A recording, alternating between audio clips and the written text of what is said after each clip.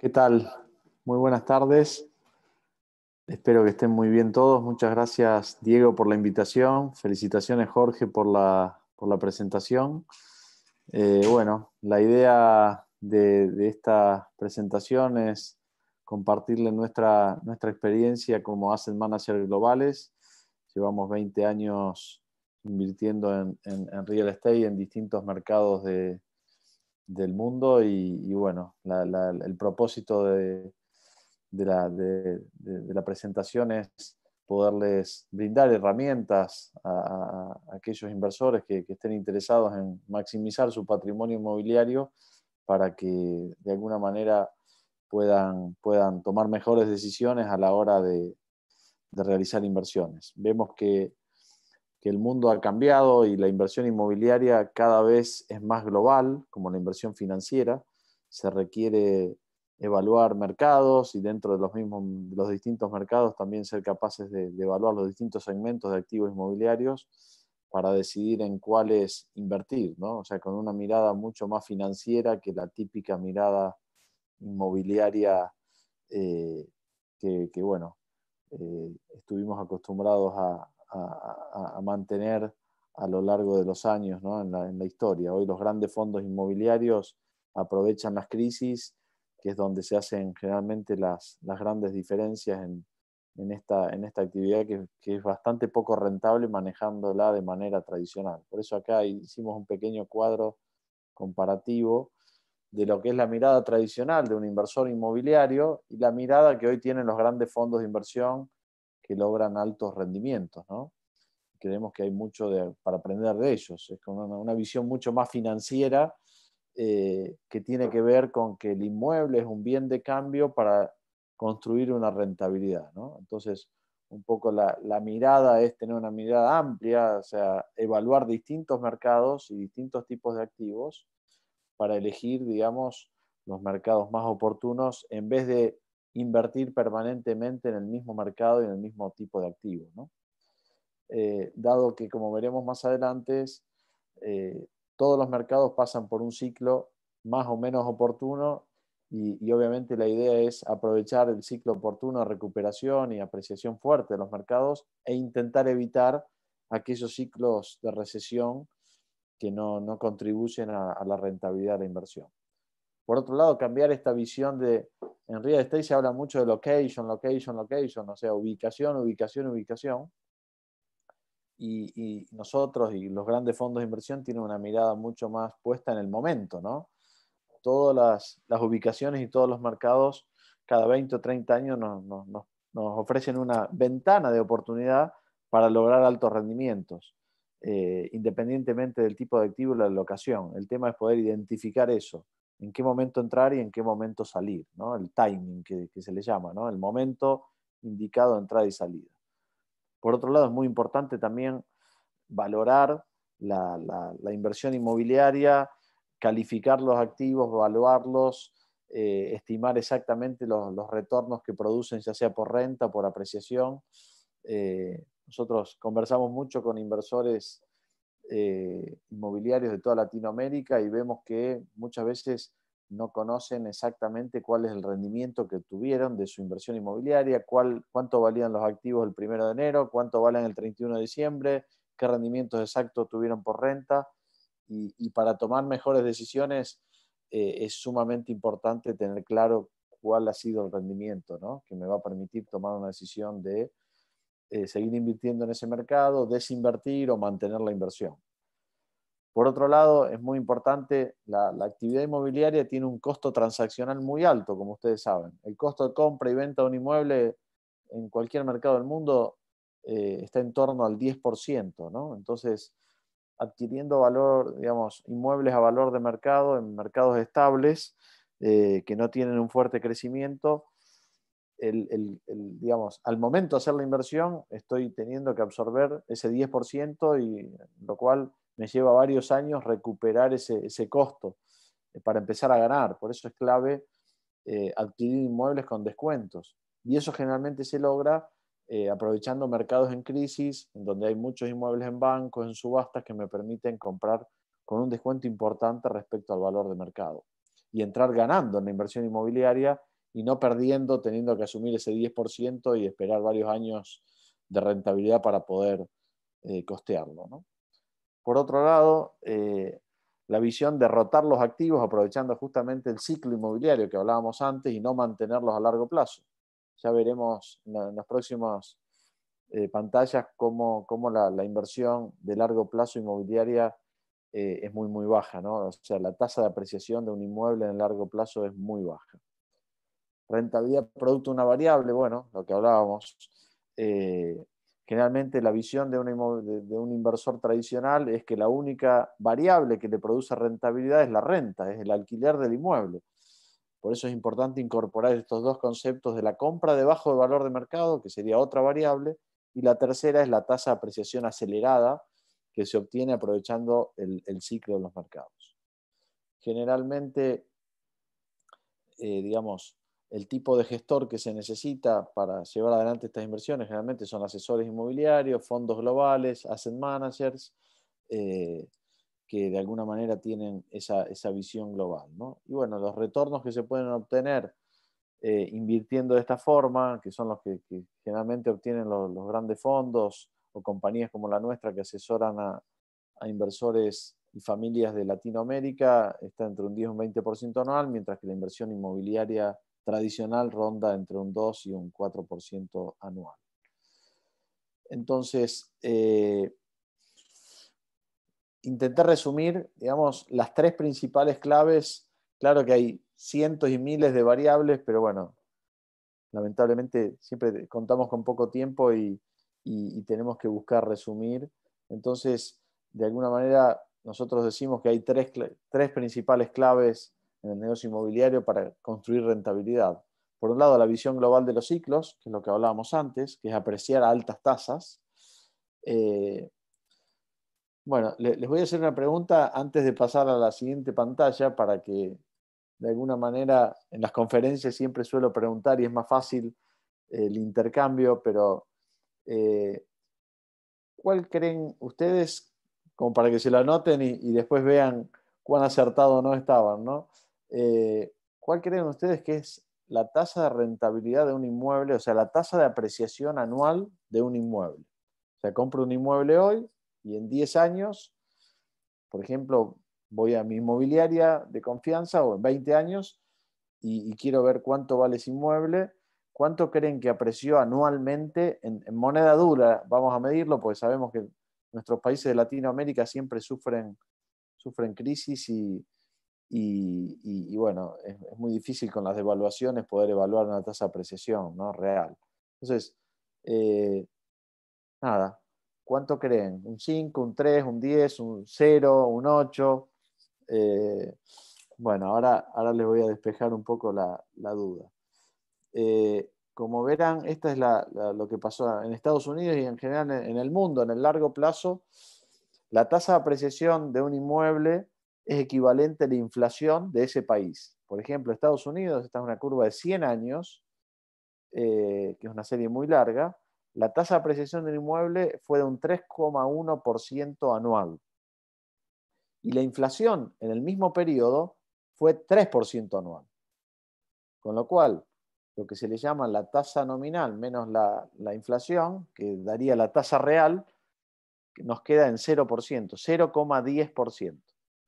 ¿Esto qué quiere decir? Que en el largo plazo un inmueble en cualquier parte del mundo en moneda dura, ya sea en dólares o en euros, la tasa de apreciación va a ser equivalente a la inflación en esa misma moneda, o si es la real, va a tender siempre a cero. Es decir, compro un inmueble hoy, lo vendo en 30 años, seguramente cueste el doble en 30 años, pero digamos, cuando le aplico la inflación, va a ser equivalente a la inflación que hubo en esos 30 años. O sea que mi tasa de apreciación real va a tender siempre a cero. Lo hemos hecho en Colombia todavía no, pero en México, en Argentina, en España, en muchos países, y da más o menos cero en todos los países. Y es razonable que así sea. Es decir, el valor del inmueble, por eso se habla mucho de que el inmueble protege el patrimonio o conserva el patrimonio, y es así. Contra la inflación nos protege. Ahora, si queremos incrementar el patrimonio, que de alguna manera creo que es la idea de todo inversor, para poder incrementar el patrimonio a tasas elevadas, la estrategia justamente es aprovechar los ciclos. Por ejemplo, fijémonos lo que pasó en Estados Unidos del año 2001, 2002 al 2007, que hubo un ciclo ascendente, subió un 13,6. Si nos fijamos lo que pasó después de la crisis del 2008 en Estados Unidos, del año 2010, por ejemplo, al 2015, también estuvo en torno al 12,5%.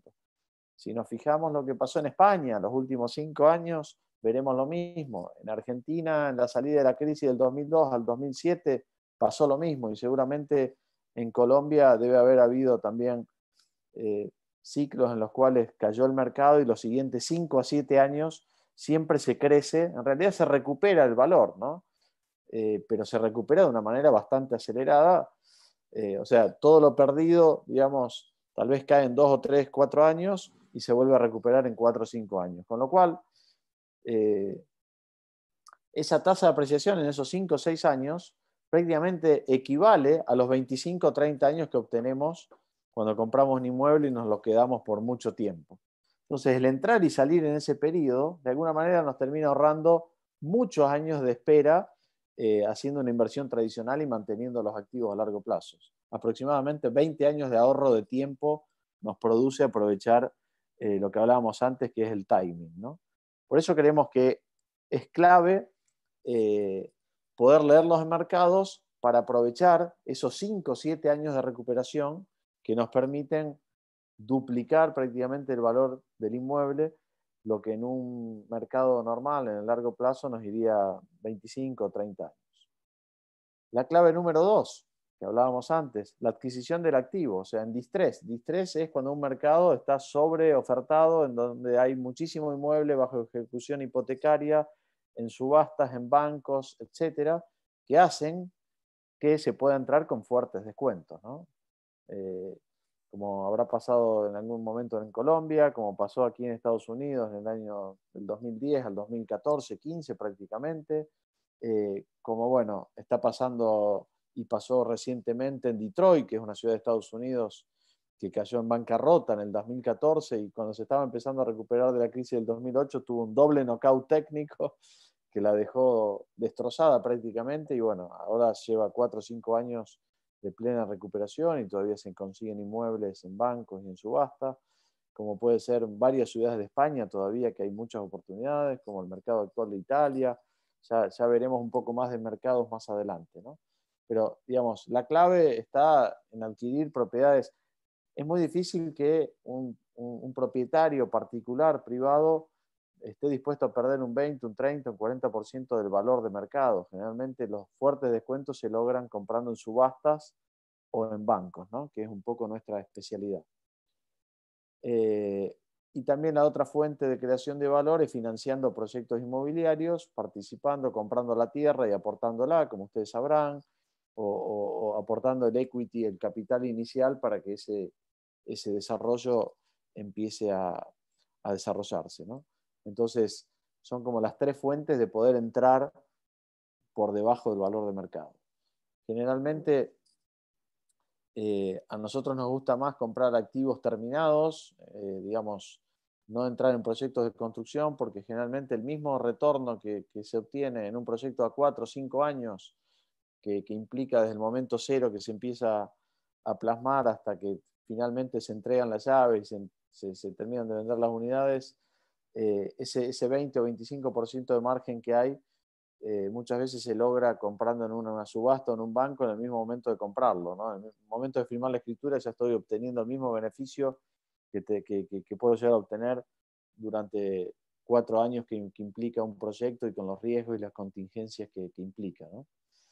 Y la tercera clave para generar valor, obviamente, administrar un inmueble no es nada sencillo y requiere sacar mucha punta al lápiz y ser muy eficiente en la administración del tiempo.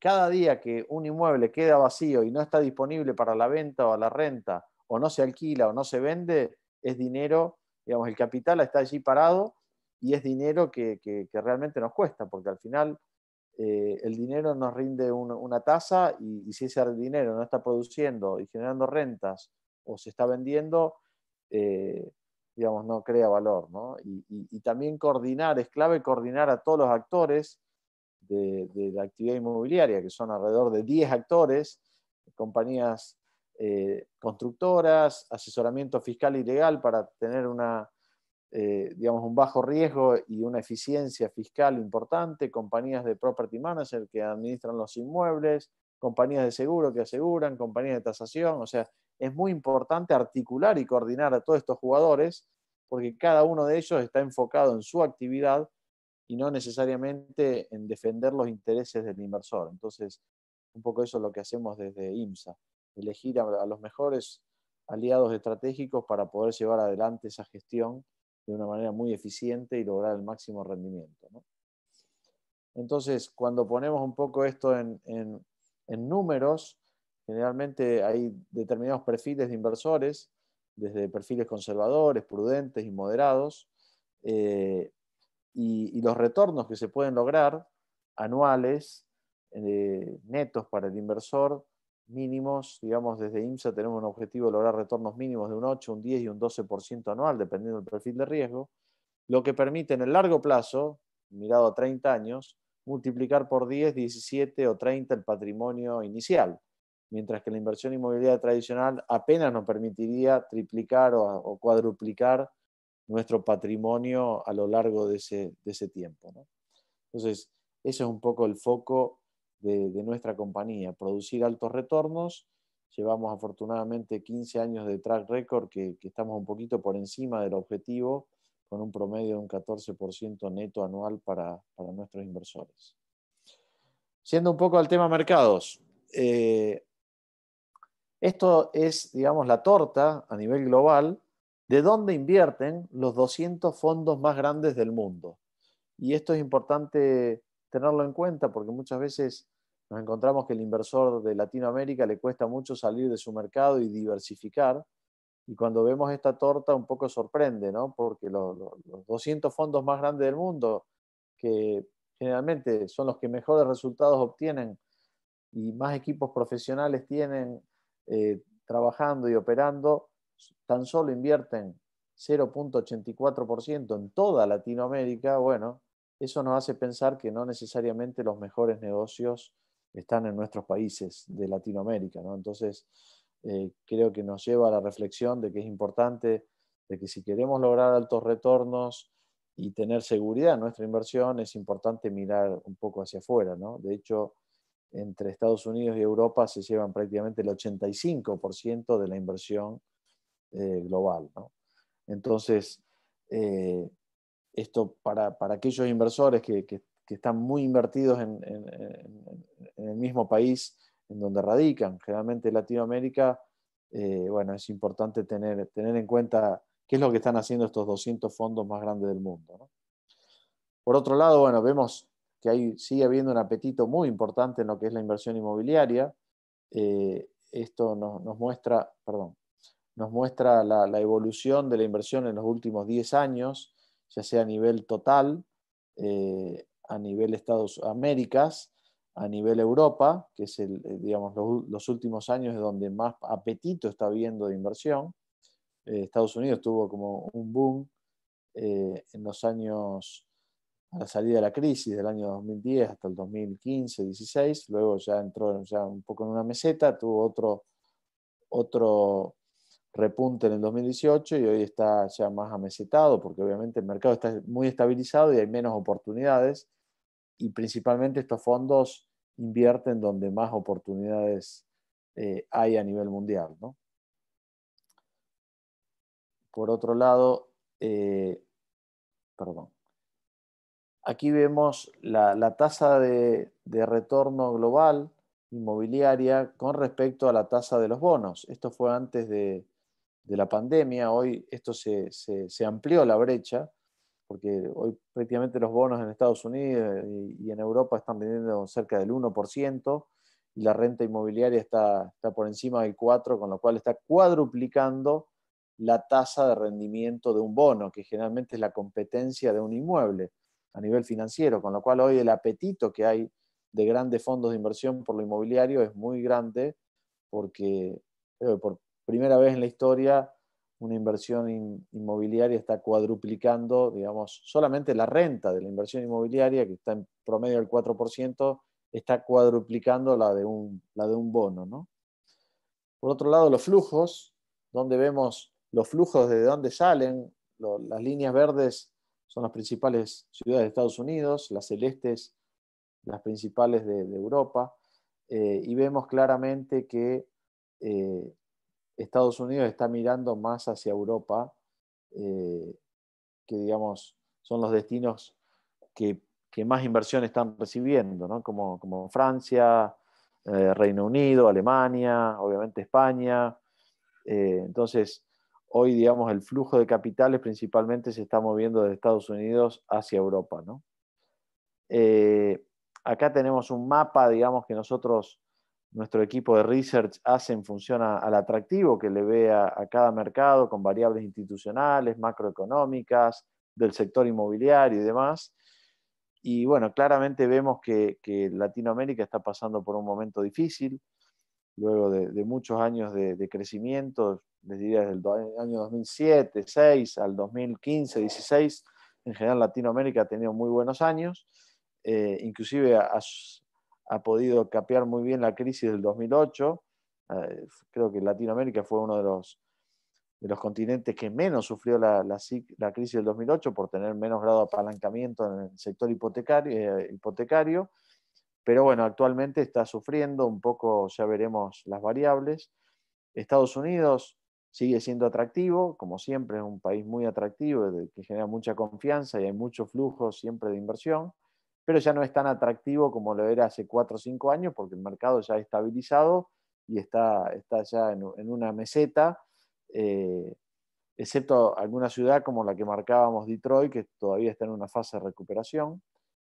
Luego, dentro de Europa, España lo seguimos viendo uno de los países más atractivos. Italia y Portugal también son dos países que estamos mirando para poder entrar, ¿no? Entonces, un poco el escenario de Latinoamérica, como hablaba también Jorge, caída de valores de los commodities. También estamos en uno de los meses críticos de la pandemia. Tenemos una corrección de precios. Promedio de Latinoamérica los últimos 6 meses fue de un 5,5, un estudio que hace una universidad de Argentina, de Ditela, que va del periodo de septiembre a marzo, con lo cual no está contemplado aquí el efecto pandemia. Fue un 5,5 semestral, con lo cual si eso lo anualizamos estamos hablando de un 10% anual, que es mucho, es lo que estaría corrigiendo si continúa esta tendencia a Latinoamérica, y tal vez se pueda llegar a profundizar más por la pandemia, ¿no? Ciudad de México, por ejemplo, bajó un 13,8 en estos 6 meses, Sao Paulo 12,7, Santiago 12%, Bogotá cerca del 12% también, semestral. La verdad que es una baja importante para lo que es real estate, ¿no? Que no tiene tanta fluctuación como puede tener el mercado financiero. También vimos fuerte caída en el valor de los petróleos, de los commodities que decíamos antes, fuga de capitales, como también comentaba Jorge, por la baja de calificación de varios países. Devaluación de Argentina, tuvo un 37% de devaluación lo que va del año, Brasil un 23%, México un 15%, Colombia un 13%, Uruguay también un 13%, ¿no? Con lo cual estamos con un escenario un poco complicado. Y vemos que por lo menos los próximos 2 o 3 años Latinoamérica va a estar en este proceso de corrección, ¿no? España, digamos, los principales inputs, vemos que el Euribor, que es la tasa de referencia, digamos, para lo que es préstamo hipotecario, todavía es negativo, con lo cual estamos a tasa de interés de préstamo hipotecario a 30 años en torno al 1,75, 2% anual fijo, con lo cual es muy atractivo para real estate, para la recuperación. Ya muchas familias, después de la crisis, el inicio de la recuperación, muchas familias ya nuevamente están accediendo a préstamos hipotecarios, con lo cual eso hace que recupere el mercado. Bajo nivel de endeudamiento, ya sea de las personas como de las familias, en relación a otras crisis. O sea, a diferencia del 2008, 2009, el nivel de endeudamiento era muy alto de empresas y familias, y esta crisis, la verdad que digamos, nos encontró mucho mejor parados, ¿no? Todavía en los bancos quedan 150 billions de activos inmobiliarios en distrés, o sea, en ejecución hipotecaria, de los casi 300 que había en el 2015, cuando fue el máximo nivel de stock en los bancos en España. Todavía quedan 150 billions, con lo cual eso permite seguir consiguiendo oportunidades muy interesantes para entrar debajo del valor de mercado. España viene siendo en los últimos 4 o 5 años el mercado más rentable de Europa. Los últimos datos de las últimas semanas muestran ya en los portales de Internet un 90% de recuperación en cuanto al tema de visitas. España ya este domingo termina de salir ya de todas las fases de salida de la pandemia y vuelve a la nueva normalidad, con lo cual el índice de afectados ya es bajísimo y de fallecidos también, con lo cual inclusive en Madrid y Barcelona las visitas ya superaron pre-crisis, pre-pandemia, ¿no? Superaron el mes de febrero, antes de la pandemia, en un 10% y un 2% Barcelona, con lo cual la actividad volvió muy fuerte allí. Se prevé por toda esta crisis un promedio de caída de precios residencial de un 5 o un 10%. Obviamente eso es el promedio en el mercado inmobiliario, pero obviamente se pueden conseguir oportunidades con mucho más descuentos que ese, ¿no? El incremento de alquileres, viene habiendo una demanda muy fuerte de alquileres en España en los últimos años, con lo cual muchos fondos están desarrollando edificios exclusivamente para alquilar y mantener. Por ejemplo, para que se den una idea, en Alemania la rentabilidad de un inmueble residencial da 2%, 2,5%, con lo cual muchos fondos alemanes están invirtiendo en España que está dando cerca del 5%. Eso hace que, bueno, la fuerte demanda de alquiler y la falta de oferta generó que la suba del año pasado, por ejemplo, fue un 11% anual, ¿no?, del valor de las rentas. Oficinas y locales comerciales también vemos que va a haber entre un 5 y un 20% de ajuste de precios, principalmente en los locales o oficinas tal vez no ubicadas en pleno centro, sino que más en zonas secundarias o edificios vacíos o locales vacíos. Obviamente va a haber mayor oportunidad y descuentos. Se hizo una encuesta a los 200 fondos más grandes del mundo que invierten, perdón, 100 fondos más grandes del mundo que invierten activamente en España, y entre todos prevén invertir entre los próximos 6 meses y 12 meses 40.000 millones de dólares, que bueno, esto representa prácticamente el doble del récord que se viene dando de 20.000 millones prácticamente en España en los últimos 5 años, ¿no? Entonces hay mucho apetito y digamos, intenciones de aprovechar estas oportunidades que están surgiendo en la crisis. Producto de, obviamente, la baja tasa de interés, escasez de productos alternativos, la seguridad que da el inmueble y la rentabilidad frente al activo hoy financiero, como es un bono que está dando muy, muy bajo retorno. Pasando a Estados Unidos, que bueno, son hoy los dos mercados que nosotros vemos más atractivos y seguros del mundo. Vemos baja de intereses también. Esto ha hecho que haya una fuerte demanda de préstamos hipotecarios y de refinanciación hipotecaria este último tiempo. La tasa que estaba en torno a 4,5 está en 3,25 a 30 años fija también. Eso permite que muchos inversores y fondos de inversión que se apalancan para hacer más rentable su inversión estén muy, muy interesados en invertir en este mercado. Lo que veíamos antes de la baja de rentabilidad de los bonos hace más atractivo al tipo de inversión inmobiliaria. Todo lo que es el inventario en distrés en bancos en Estados Unidos ya no hay, con lo cual es difícil conseguir oportunidades. Es mucho más puntual el tipo de oportunidades que pueden surgir, pero bueno, eso no quita que siga siendo un mercado atractivo para aquellos inversores más conservadores que quieren tener un activo con buena renta en un mercado seguro, ¿no? Entonces, las ventas en febrero fueron las más altas de la historia, y la solicitud de hipoteca también ha crecido muchísimo, como también hablábamos del tema de la refinanciación. Por otro lado, el stock de viviendas viene siendo también el más bajo de la historia hoy. Hay muy bajo inventario, con lo cual eso va a hacer que esta crisis prácticamente pase desapercibida porque no va a haber sobreoferta como para lograr fuertes descuentos, ¿no? El número de unidades, digamos, a la venta bajó mucho. Es un 8% menor a lo que había en el 2019. La demanda de viviendas también está subiendo fuertemente. El valor promedio el último año de los inmuebles aquí en Estados Unidos subió un 3,5% anual a finales de mayo, con lo cual incluyendo el efecto pandemia.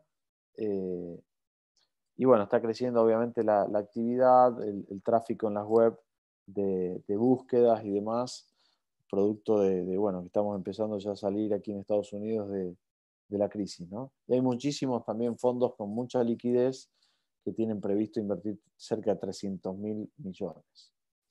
Entonces, digamos, la oportunidad, la falla de mercado se produce generalmente cuando hay un desequilibrio, como puede ser una de estas crisis, que hace que el mercado deje de funcionar eficientemente y se encuentre equilibrada la oferta y la demanda, se produce un desequilibrio y ese es el momento que permite, digamos, a los grandes fondos digamos, a compañías como la nuestra aprovechar oportunidades, porque de alguna manera se encuentra la diferencia entre el valor y el precio, ¿no? O sea, el precio tiene que ver con la oferta y la demanda, con lo cual dependiendo, cuando se produce un desequilibrio, ahí hay ventajas de precio, eso no quiere decir que el valor del inmueble haya cambiado, porque al final el valor de la tierra, el costo de construcción y demás, sigue siendo el que es, con lo cual la oportunidad está en aprovechar ese desequilibrio de precios.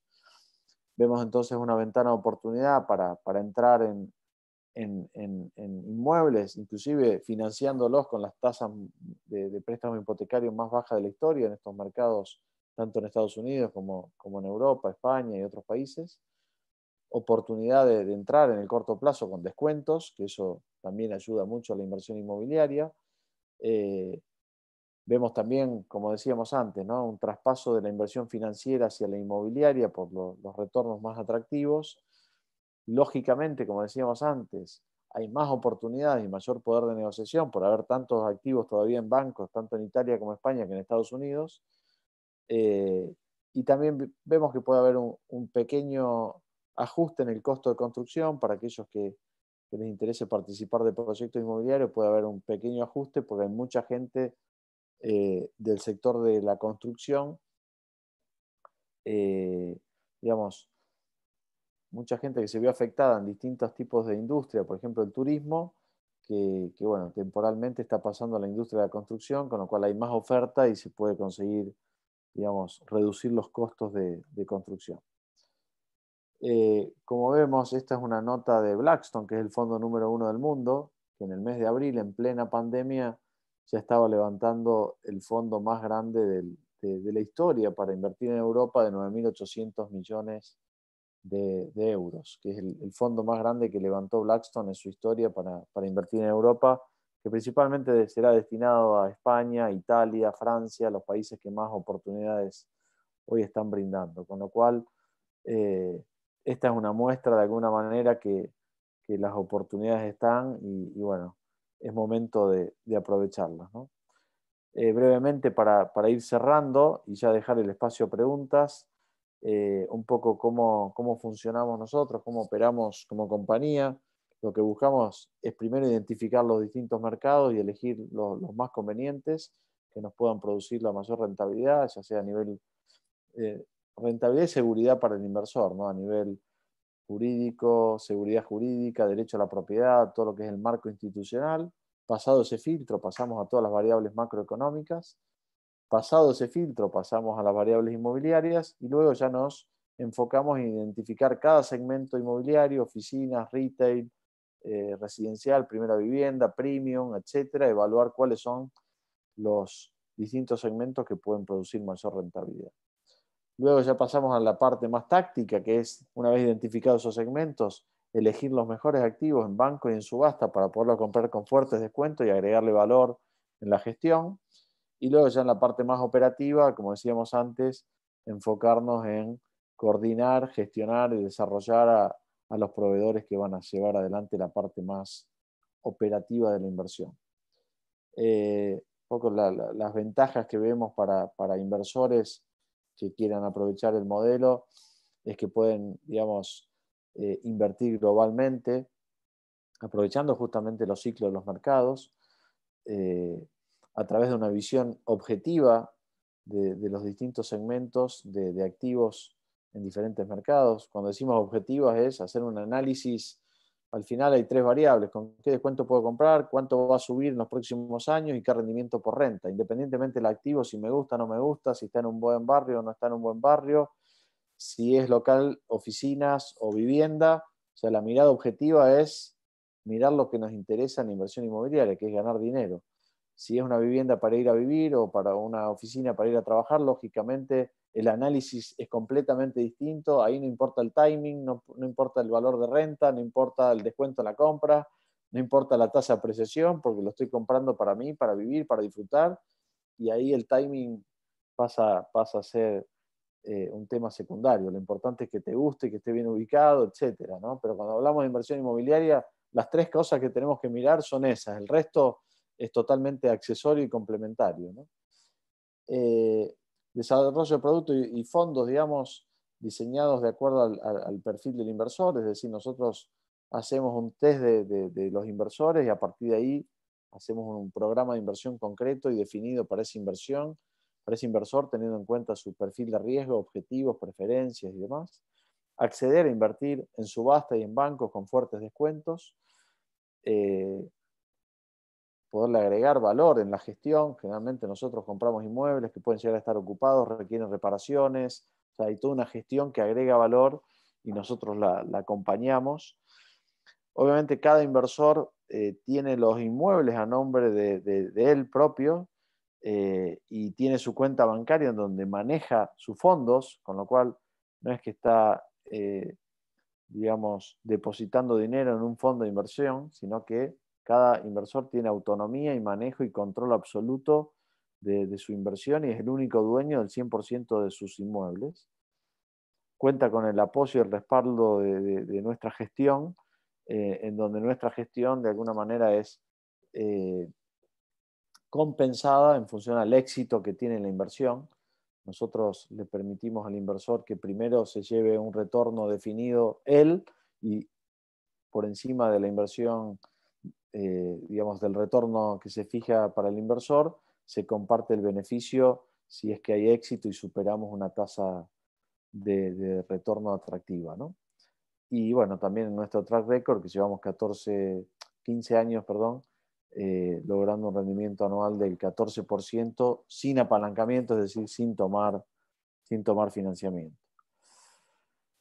Bueno, nada, un poco de nuestra compañía, la cantidad de años que llevamos, la rentabilidad, los activos que manejamos. Tenemos oficinas en cuatro mercados, un poco el equipo y demás.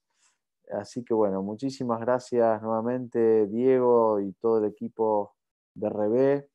Un placer compartir, Jorge, esta conferencia contigo y bueno, ahora sí quedamos atentos a cualquier tipo de inquietud y preguntas que puedan llegar a tener.